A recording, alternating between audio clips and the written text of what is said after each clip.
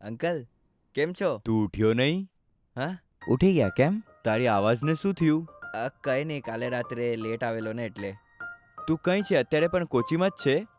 હા, કોચીમાં જ તો છું, બીજે કઈ જઉં? અચ્છા, અને સાંભળ, એ તારું અંજુ અંજુ કેમ છે?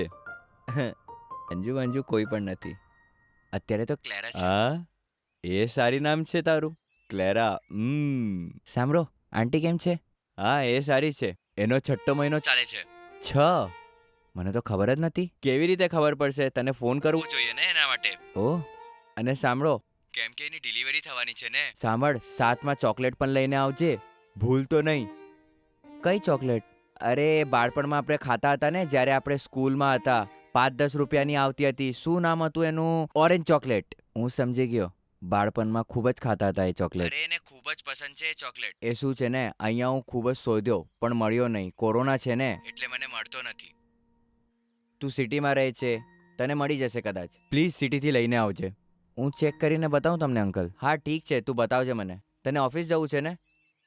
ચા નહીં. તું ચાય કોફી તો પીતો નથી. તું ઇન્ફોર્મ કરજે ચોકલેટ મળે તો. ઠીક છે અંકલ, ઓકે.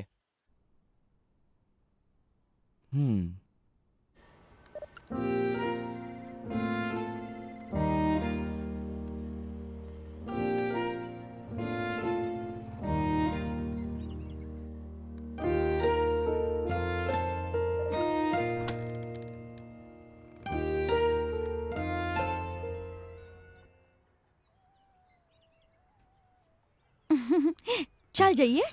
એક મિનિટ, આને પતવા દે. હા,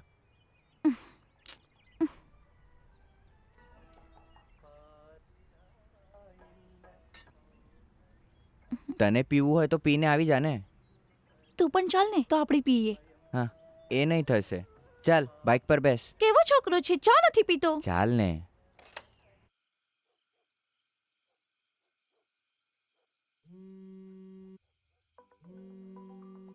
અરે, સની અંકલ કોલ કરે છે તને.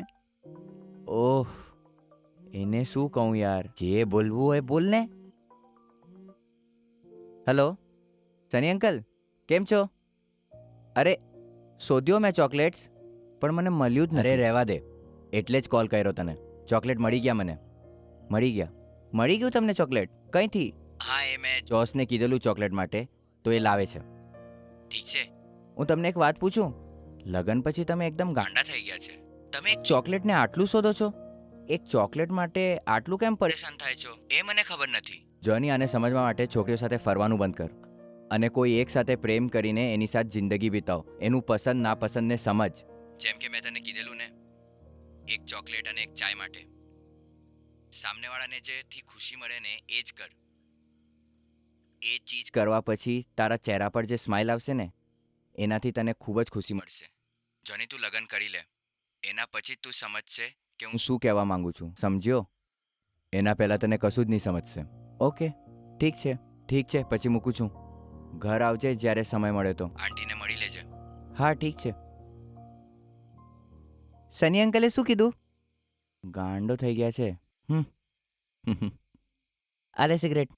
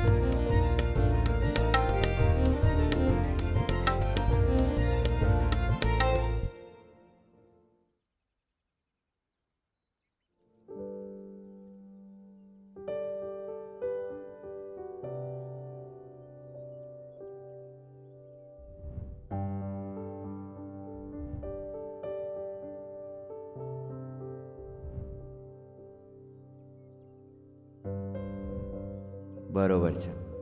એ સની અંકલ પણ ગાંડો જ છે. કદાચ એને જ પ્રેમ કહેવાય.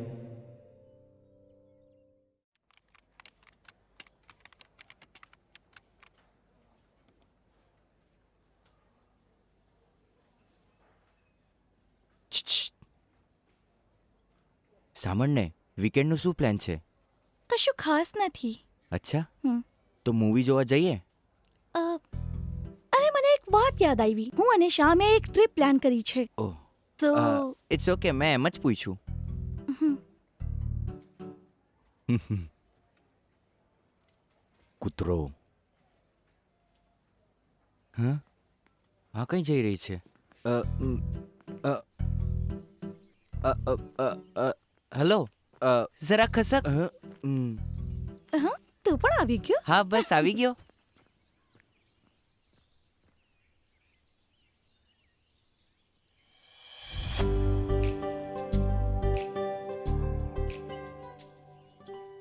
આઈશુ, તારા અંદરનો મજનુ હમણાં સુધી બદલ્યો નથી ને? નહીં, પણ તું અહીં કઈ રીતે? સરપ્રાઈઝ. કઈ કઈ કઈ હતી તું? કોર્સ પત્યા પછી તું તો ગાયબ જ થઈ ગઈ, અને પછી તારી કોઈ ખબર જ નથી. બતાવું છું. બધી વાત અહીંયા જ ઉભા રહીને કરવાની છે. શું કોઈ સારી જગ્યાએ જઈને વાત કરીએ ને? સોરી, એક્સાઇટમેન્ટમાં બધું જ ભૂલી ગયું. માફ કરી દે. કોઈ સારી જગ્યા. હા, ચાલ જઈએ. હમ. ચાલ ને.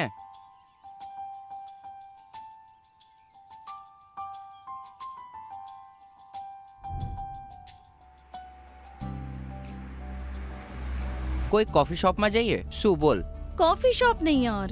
કેનેડામાં જઈને હું થાકી ગઈ છું. શું આપણે કોઈ બીચ ઉપર જઈએ? બીચ પર? હા, ઓકે. એક મિનિટ, તું કેનેડામાં રહેતી હતી ને? હા, મારું સપનું હતું કે હું ઇન્ડિયાની બહાર જઈને ભણું, અને હું પેરેન્ટ્સને પૂછ્યું તો એમને કહ્યું કે ઠીક છે, એટલે મને કોઈને બતાવવાનો ટાઈમ જ નથી મળ્યો. તારા પેરેન્ટ્સ તારી આ ગાંડી હરકતોને સપોર્ટ કરતા હતા ને? હમણાં પણ એ એમ જ છે, હજી સુધી બદલ્યા નથી.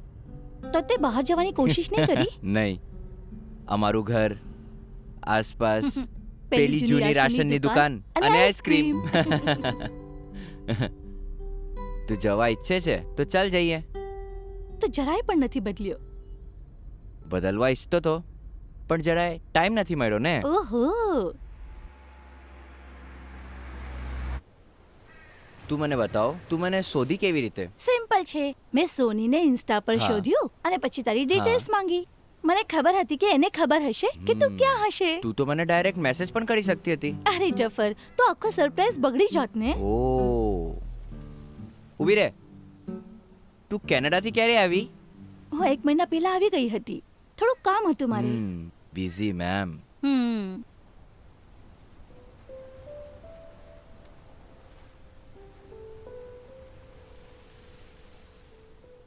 અચ્છા, સડનલી મારી સાથે કેમ મળવાનું હતું? કેમ, તને મળવા માટે અપોઇન્ટમેન્ટની જરૂરત છે? તું તો કોર્સ પછી ડાયરેક્ટ જ ગાયબ થઈ ગઈ, અને આજે મળી. તારું જરાય પણ ભરોસો નથી. એનું પાછળ કઈ તો રીઝન હા, હશે. કંઈક તો છે, પછી બતાવીશ. કેમ, શું થયું? બતાવું છું. તો આપણા જૂના દોસ્તોને કોઈની મળતો સાથે નથી? નહીં, ખાલી ઝોની ફોન કરે છે.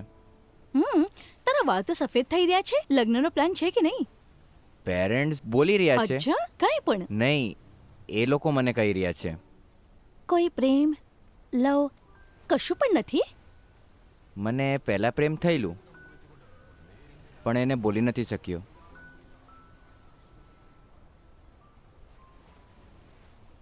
મને બતાવ ને. અત્યારે પ્રેક્ટિકલ નથી.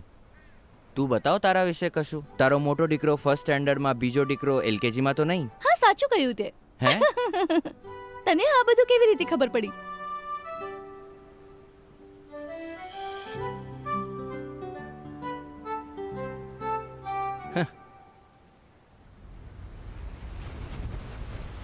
મારું લગ્ન એકચ્યુઅલી હમણાં સુધી થયું નથી. મને ખબર હતી કે તું કોઈને પ્રેમ કરે છે. હું હમણાં સુધી ફસી નથી. મારા ઘરવાળાએ છોકરો શોધી રહ્યા છે. હમ. પણ જે ઘરમાં આવે છે એ ભણ્યા ગણ્યા હોય છે. હમ. આખિરકાર પપ્પાનો અને મારો ઝઘડો થઈ ગયો, હમ. અને પપ્પાએ કહ્યું કે તને જે આવડે છે એના લગ્ન કરવા માટે લઈ આવ. તો મને જે ભણેલો ગણેલો બહુ સારી રીતે ઓળખે છે એ છે તું. તો હું ઘરે તારું નામ બતાવી દીધું.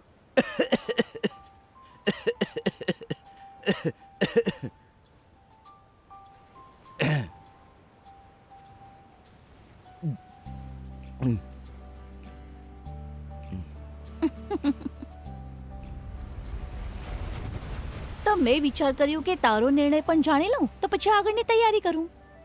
અચ્છા તો તું અહીંયા ડિટેલ લેવા આવી છે મારી? હા, અચ્છા, અબ કહી દે તારો નિર્ણય. તું આવી રીતે પૂછશે તો કેવી રીતે બતાવું? ઓકે, હું રેડી છું. તો તને વિચાર કરવા માટે સમય નથી જોઈતું? તારા જેવી છોકરી મને ના મળે બીજું કંઈ.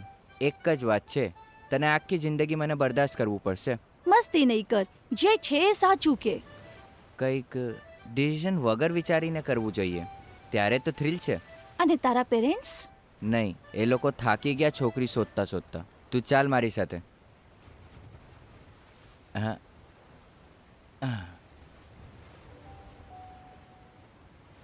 સાંભળ, હા તે કહ્યું કે તારી એક ક્રશ છે જેનો તું ઇઝહાર નથી કરી શકતો. હા. તો એ હું હતી ને? પણ તને કેવી રીતે ખબર પડી? એ જ તો. હજી એક વાત કે મને. બોલ બોલ બોલ બોલ બોલ બોલ બોલ પ્લીઝ બોલ. અરે જવા દે ને યાર, બોલ છોડ ને એને. પ્લીઝ. આ દુનિયામાં પહેલી વાર થાય છે કે શાદી પહેલા ફિક્સ થઈ ગઈ અને પ્રપોઝલ પછી થાય છે. જે પહેલા કેવું હતું એ અત્યારે અચ્છા, કહું તે છું. પૂરી પ્લાનિંગ કરી હતી. હા, બિલકુલ. આહા, શું તું મારી સાથે લગ્ન કરશે? બહુ ખરાબ હતું. શું ખરાબ હતું? અરે ઉભી